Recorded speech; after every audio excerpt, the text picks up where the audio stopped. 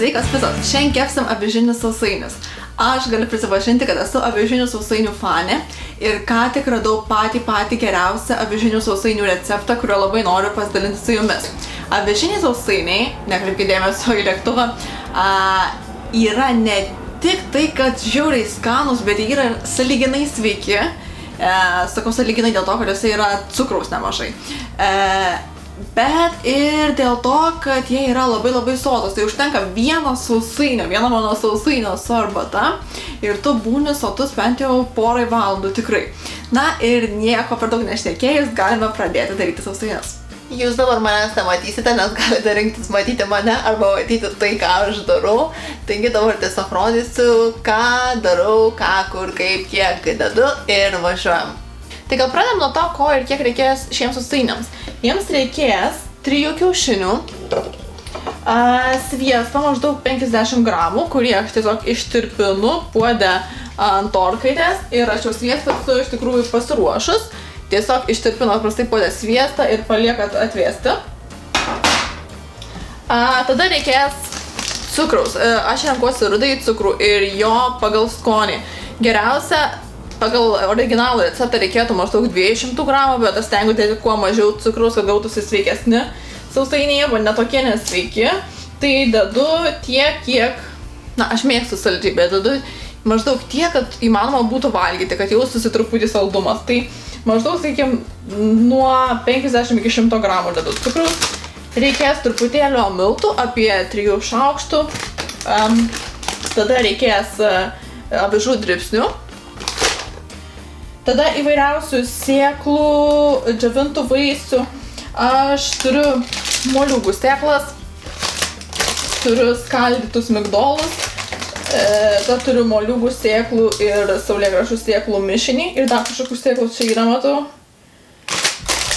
Čia vien tik saulėgrąžų sėklos, čia yra skaldyti riešutai, įvairūs riešutai ir čia turiu sezamo sėklų. Taip pat turiu ir razinų, bėgo mano razina viena, ir dar turiu spanguolių, džiovintų spanguolių. Pirmiausia, man patinka pasiruošti sausus produktus. Tai tiesiog į tuščią dubenį dedu visus savo sausuolius. Pradedam nuo avižų dribsnių. Aš jų dedu maždaug iš akies, maždaug tiek, kiek įsivaizduojate, kiek jūs norėtumėte tų sausainių turėti. Tai sakykim, nežinau kiek čia gramais, net nepasakysiu. Bet avižų turi būti daugiausia pusė visos jūsų masės. Nedėkit daugiau negu pusę. Nes bus neskanu, jeigu bus per daug avižų. Kadangi visi mano pakeliai yra nauji, tai turiu prakirsti viską. Dedu šiek tiek viską iš akies. Dedu moliūgų sėklų. Sakykim, čia yra pakelis 100 gramų, tai sakykim pusę pakelio įdedu. 50 gramų moliūgų sėklų. Tada maišytų riešutų, skaldytų riešutų. Jie, kaip matote, yra smulkus tokie. Tai irgi dedu nemažai. Šitų riešutų man padėjo, kad tai būtų kuo daugiau. Tai irgi įdėjau pusę pakelio, čia būtų 100 gramų. 200 gramų pakelis, tai įdėjau 100 gramų. Tada sezamo sėklos. 100 gramų pakelis. Dedam irgi maždaug 50 gramų. Bet taip matot, pilu viską tiesiog iš akies. Tada dedam saulėgrąžų sėklas. Pakelis čia yra, aš net nematau, 200 gramų, tai dedam irgi pusę 100 gramų maždaug. Tiesiog, kaip matot, negailiu aš jų.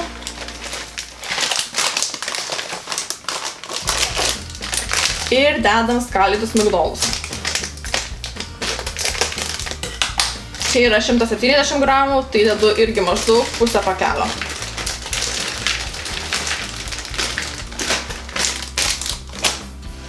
Ir tada sudedu taip pat savo razinas visas, kiek aš jau čia turėjau.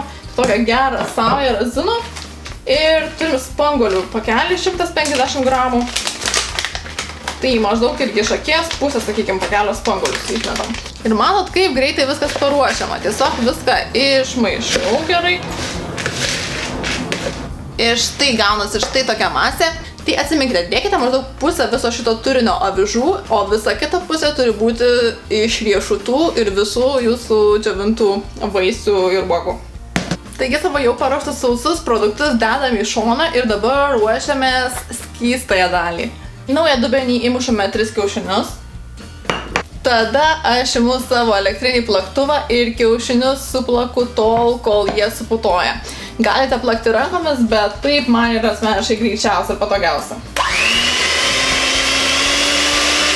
Turime suplaktus kiaušinius, tada į visą šitą grožį supilu cukrų. Tai cukraus pagal skonį pilate. Aš dedu maždaug, na šį kartą nepagailėsiu tiek jau to, dedu apie gal 100 gramų cukraus buvo likę. Ir viską maišome tol, kol cukrus ištirps. Toliau imu vanilinį cukrų ir kiekvieną kartą, kai aš kepu kažką, visada mano kepiniuose būna vanilinio cukraus. Tai truputį įbarstau jo dėl skonio, maždaug pusę šaukštelio.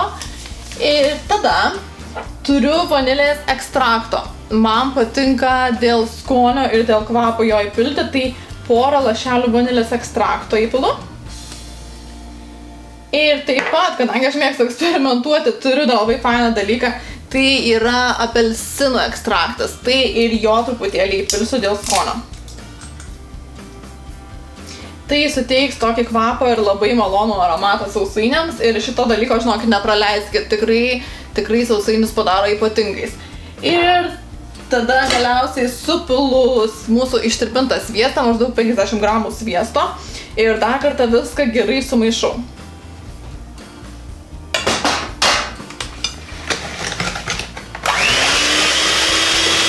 Žinot, man atrodo, kad šitų sausainių paruošimo būdas negali būti paprastesnis. Čia yra tikrai tinginio sausainiai. Jeigu jūs turit mažai laiko arba šiaip tingite, mėgstat, nemokat gaminti, tai yra pats paprasčiausias variantas pasidaryti žiauriai skaniems sausainiams. Taigi tiesiog į šitą sausą masę supilu visą mūsų jau paruoštą šlapiąją masę. Tiesiog pilu aš ją plačiai. Iškrapštau viską iš dugno. Viską gražiai supilame čia.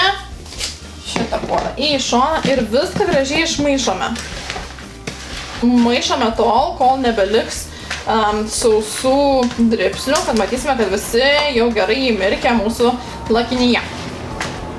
Ir žinokit, kas įdomiausia, kad kiekvieną kartą, kai kepu šitus sausainius, jie gaunasi skirtingi. Nors atrodo, visą laiką tą patį darau, bet visą laiką gaunasi skirtingi ir skirtingo skonio. Tai aš labai tikiuosi, kad jie gausis lygiai tokie patys, kokie gavosi man paskutinį kartą. Tai viskas. Sumaišius tai turi gautis tokia gana rupi masė. Ir dabar dėsime miltus. Miltų reikėtų, nekreipkite dėmesio, aš pilsiu tiesiai iš pakelio. Maždaug reikėtų 3 šaukštų miltų, jų nereikia dėti per daug, nes tada gausis labai sausus ir tokie neskanūs sausainiai. Tai maždaug grubiai sakant, tokius 3 šaukštus miltų, tiesiog, kad sukiptų visi mūsų ingredientai ir galėtume eiti daryti sausainiukus. Taigi viską išmaišiau ir jeigu dar matys tokios gan skystokos masės, nekreipkite dėmesio, viskas gerai ir neturi būti super sausa, reiškia, kad sausainiai išsiplės ir jie bus didesni, tokie plokštesni ir bus daug geriau. Einam dabar formuoti sausainių. Tai dabar tiesiog imkite su dideliu šaukštu ir dėkite maždaug, na kaip parodyti, na tiesiog tokio dydžio sausainiukus. Ir jie, matote, ta masė visą nesukimba labai gerai. Bet nieko tokio, žinokit, kai keps, jie sukips ir viskas bus liuks. Iš tikrųjų reikia truputį pavargti, kadangi jie labai čia trupa, nėra paprasta sausainių masė, o tokia rupi, tai reikia tik pasidarbuoti ir stengtis sudėlioti tokias apvalias formas. O čia tas garsas, tai nekreipkite dėmesio, mano orkaitė senovinė bando įkaisti. Įkaitinam orkaitę 180 laipsnių maždaug, o sausainius kepsime apie 15 minučių, tiesiog tol, kol paruduos. Ir reikės juos stebėti, kad spėtumėt ištraukti būtent tą momente, kol jie nepradės degti, nes jeigu truputį per daug perudoja, vadinasi, jau sudegė ir tada jau nieko gero. Viskas, sausainiai paruošti, bitės kardelės jau paruoštas ir dėsime į 180 laipsnių temperatūros įkaitintą orkaitę, kepsim maždaug 15 minučių, tol kol paruduos. ir tikiuosi, kad bus skanus, bet aš jau matau, kad jau gaunasi ne tokie patys kaip praeitą kartą, kadangi aš kai, tarkim, atrandu kažkokį tobulą receptą, aš niekada neužsirašau jo. Ir dabar pamiršau, ką aš tiksliai įdėjau ir matau, kad dabar įdėjau kažką truputį ne taip. Bet tikiuosi, kad jie gausis vis tiek skanus. Aš tikrai labai tikiu, nes kvepia, tai žinokit, pasakiškai skaniai.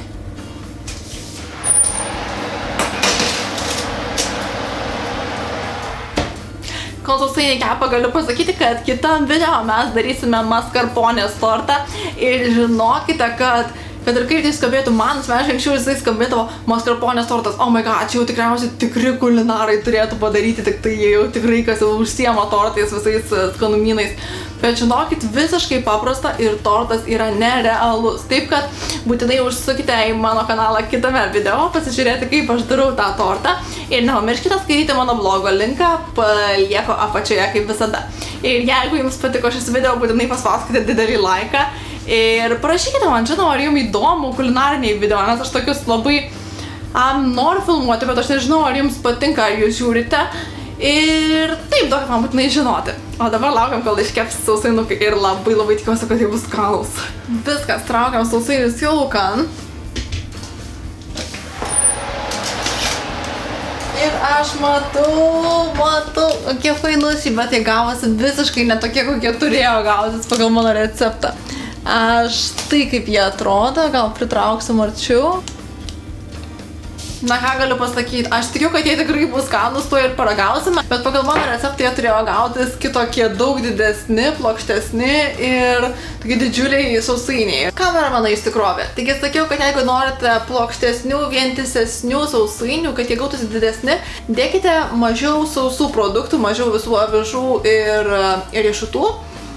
Ir tada turėtų gautis viskas gerai. Man atrodo, aš tiesiog padauginau šiandien avižų ir riešutų.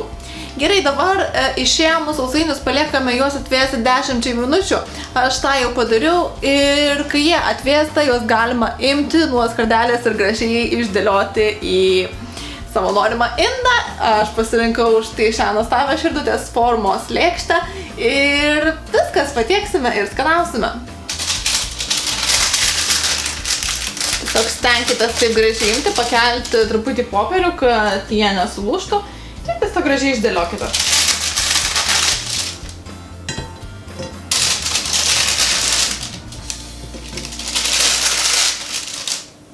Ir ką, dabar viskas lemtinga valanda, štai turime fainuosius sausainius. Ir ką, imame vieną ir ragaujam, žiūrim, kas čia gavosi. Labai tikiuosi, kad bus skanus ir kad nepadariau nesąmoningo receptą.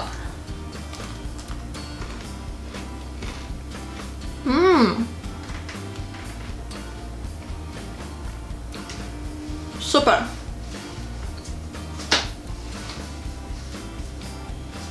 Labai tik tai sausi, reikia būtinai arbatos arba kavos.